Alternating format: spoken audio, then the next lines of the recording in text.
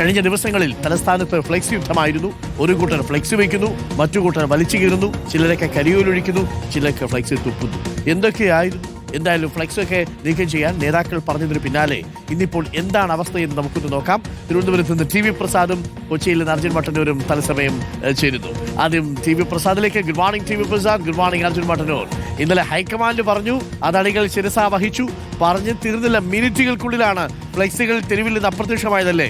ഇപ്പോൾ എങ്ങനെയാ ഫ്ലെക്സ് എല്ലാം നീക്കം ചെയ്ത് ആറ്റുകാൽ പൊങ്കാല കഴിഞ്ഞ് തിരുവനന്തപുരം നഗരം പോലെ ആയിത്തീർന്നോ? Good morning Arun. Good morning. ഞാനിപ്പോൾ നിൽക്കുന്നത് KPCC ആസ്ഥാനത്തിന് മുന്നിലാണ്. ഇവിടെ ഒരു വലിയ ഫ്ലക്സ് ഉണ്ടായിരുന്നു.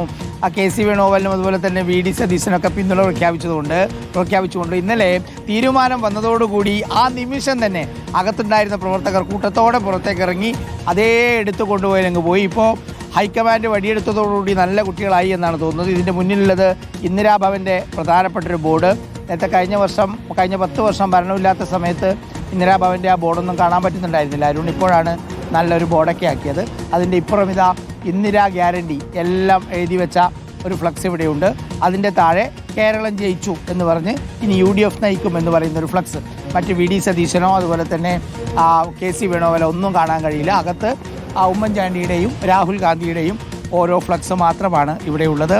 പക്ഷേ ഇന്നലെ രാത്രി വരെ ഇതായിരുന്നില്ല സ്ഥിതി. പരസ്പരം ആവേശമായിരുന്നു, മത്സരമായിരുന്നു.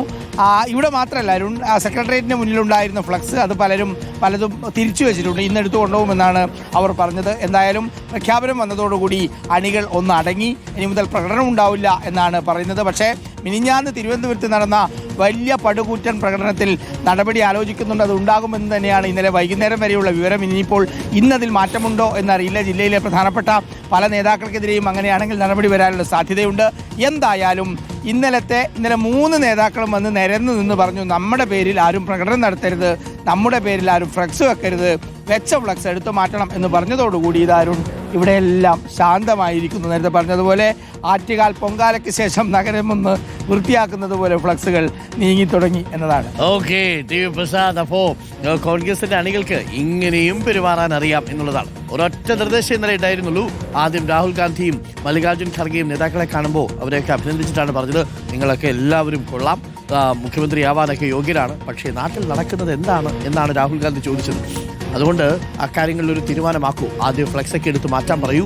ഈ ഓവർ എന്തൂസിയാസ്റ്റിക് എന്ന പദമാണ് ദേവദാസ് മുൻഷി ഉപയോഗിച്ചത്.